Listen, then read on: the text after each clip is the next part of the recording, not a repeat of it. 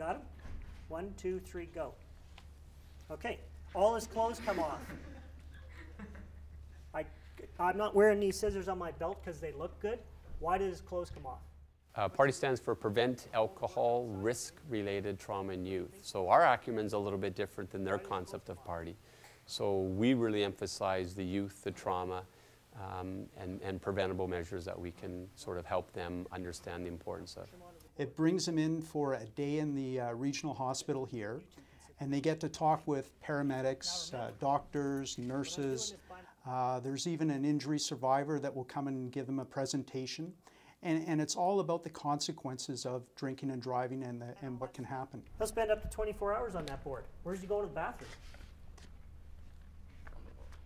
On the board.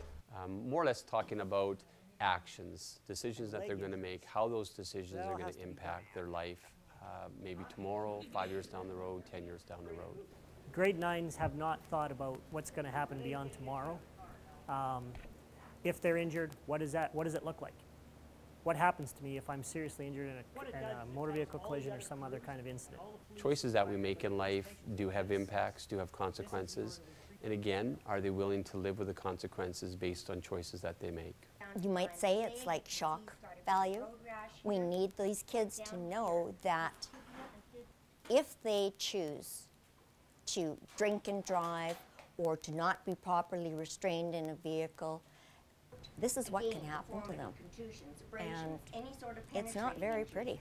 Healthy grade 9 students don't have to think about these things. And we're trying to educate them that if you make the wrong choices, this is the harsh reality of it. And presto. Make sure it's in the lungs, not the stomach. Take this bag valve mask, and I squeeze the bag. You.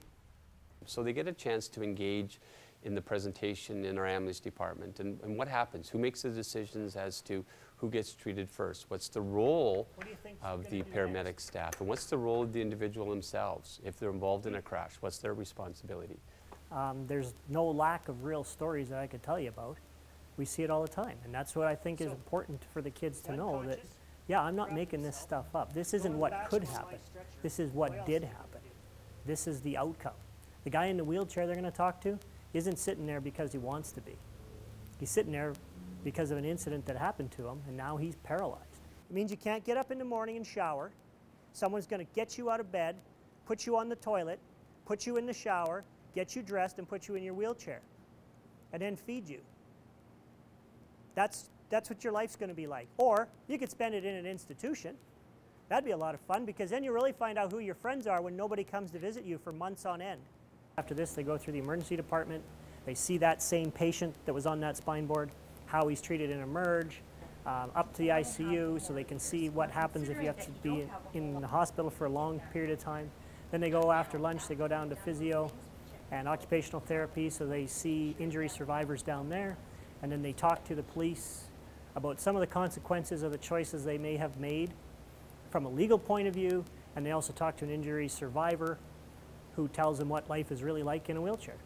We've tried to make it as graphic as we possibly can, and I often tell the students that while we might not be doing all of these things to one patient, sometimes we're doing even more than that.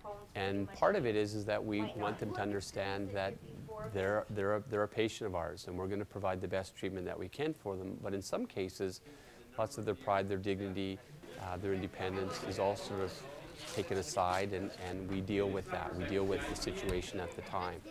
The unfortunate thing is that we don't get to deal with the consequences, and often that's something that they get to deal with after the fact.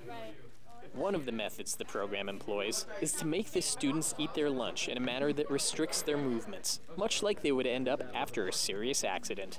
This simple exercise clearly illustrates the point and leaves a lasting impression. I've had 3 kids that have gone to it. I think it's made a big impact on them, and just to see the consequence that's involved. So what we look for is just to make sure all our youth think twice before they step behind the wheel and drink and drive. It was an eye-opener for all of them. What we do for our patients is often quite painful. So we take this drill, but we don't do it to hurt them. We do it so that we can take care of their injuries and get them healing as best we possibly can. Everything about this patient I can control. If we can make the difference in one individual, that can be the matter of not going through a traumatic experience associated with drinking and driving, then it's all worthwhile.